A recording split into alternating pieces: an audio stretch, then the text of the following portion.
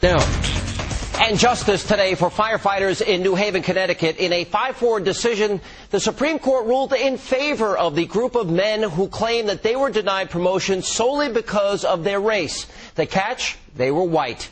And this is a story that we have been following closely now for months. The Supreme Court found that the city of New Haven acted unconstitutionally when it refused to promote white firefighters who passed their promotion exam by larger margins than their black colleagues. Now, this decision overturned a circuit court ruling handed down by a panel of judges that included Supreme Court nominee Sonia Sotomayor. And joining me now are Frank Ricci, Matthew Marcarelli, and Ben Vargas, three of the New Haven firefighters who challenged the city's policy. And with them is their attorney, Karen Torrey. Guys, good to see you. Thank you for being with us. Congratulations are in order to all of you. Thank you very much. All right, Frank Ricci, let me start with you. Your name is on this case, and I guess the main thing that I want you to explain to our audience, and I haven't spoken with you earlier today, I know that it's important that you're looking at all of firefighters, but I think there's a lot of context and texture of what the obstacles and how hard you work to do so well on this exam. And I want you to explain that to our audience so they understand the full context of this story. Well, everybody, worked really hard on this exam, and with a learning disability, I had to work a little extra harder, but I prepared myself throughout my entire career, studying hard, as we all have, reading trade magazines like Fire Engineering, taking classes on our own time. I mean, it's a common story that you'll find throughout the New Haven 20. I had to work a little harder because I have some trouble reading, so I had my father and a neighbor read the books in the tape for me so I could study that way, studied on the way to work. And, everybody, all 20 of us have a story, Sean. Yeah, but it goes a little deeper because you have, your wife doesn't work, you have a family. So on a firefighter salary, you hired a tutor, you had everybody helping you, you put in the time to study, you spent $1,000. $1,000 on a firefighter's salary for a family is a lot of money, no? It's a lot of money, and it's a huge sacrifice for all our families going through this process. Yeah, let me ask you all, do you think this is a case of reverse discrimination? I think we view discrimination as discrimination, and plain and simple. We were discriminated based upon our race, just like African Americans were in the past in other issues. So it's just plain old discrimination. Yeah, and I'm not sure who's who there. I know who Frank is. The gentleman to your right, what does he say? Yeah, no, I agree with Matt completely. Yeah, Ben Vargas. Yeah, Sean. Yeah, I agree with Matt completely. Yeah, discrimination is discrimination, and we hear a lot about reverse discrimination, but, discrimination is discrimination, and that's the bottom line. Karen, I know this is a 5-4 decision, and by any objective measure, people would say, well, this is a pretty close case. But in essence, when you look at it, really, it's almost 9-0, because even those in the minority found that the Second Circuit, with Judge Sotomayor, had really botched this case. Is that your reading of it? I think that's how most people read it, Sean. I think they just disagreed on what should happen on the remand. So obviously we are relieved and delighted that 5 justices formed a majority to give a result that we had hoped for.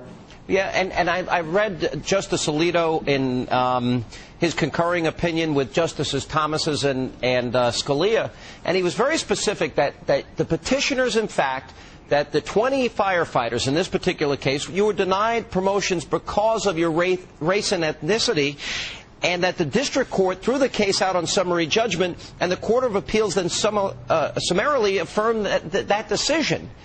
So in other words, you really were denied equal justice under the law. So that raises a question about, Frank, and I'll ask you, about President Obama's Supreme Court choice, Sotomayor, who was active in this case. And you've got to have thoughts on her. Sean, that's really a question for another day. Today, it's been a really long road for all of us. Today, we really want to focus on the fact that we won at the United States Supreme Court. That's a fair answer. Let me ask the question a little bit differently and perhaps in a way that you don't have to get political, okay? She's been overturned multiple times in her decisions. This is just the latest in a series where she was overturned. Does that should that raise questions in the minds of the American people? Well, ask maybe your attorney. Karen? Well, you know, we obviously have very strong feelings, Sean, about the way we were treated in the lower courts. You know, we had an unpublished order which Judge Cabranes of the Second Circuit called a path-breaking decision. It was unpublished. And then I saw, you know, a one-paragraph, you know, summary dismissal of our case that was also unpublished. So there's no question that we had a very difficult time accepting how our case was handled below. And I know a lot of people have had something to say about that. And Judge Sotomayor, having been nominated to the Supreme Court, has only added to the commentary on that. But honestly, today we just don't want Judge Sotomayor and her nomination, or anybody else for that matter, to sort of invade our space. You know, we're happy today, and we want to take, we want to have a celebration, and you know, we might have something to say about that some other time. But really, we don't want anything wrecking our day today. Well, no, and you guys deserve it. But I have to ask Ben and Matthew. Any thoughts from you guys? No, I have to echo what Karen and Frank had said, and that's simply, you know, this is not about Judge Sotomayor. This is about 20 New Haven firefighters that were denied promotion on the basis of their race. And we fought a long, hard battle, not just for ourselves, but for firefighters and public safety personnel and public safety in general throughout the country. Yeah, that's what this is really all about. I think this is really an important moment for this reason. That if we really believe in Martin Luther King, and Ben, I'll throw this to you, and we believe in this concept that we judge people by the content of their character and the hard work that you put in.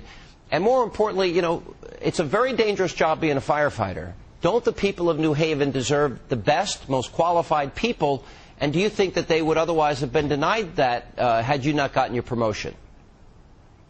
Absolutely, yeah. I think that the decision was the correct one. We took this fight on from the beginning because we believed in it, in the cause, and you know, I think we've said this before, but it's worth saying once again. We didn't know where we were on that list. We did this out of principle.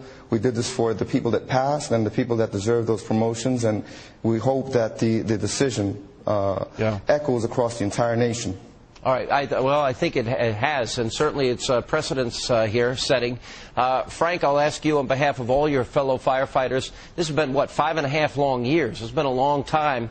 What is the status now? I assume you get your promotion, and I assume you get back pay. Am I right?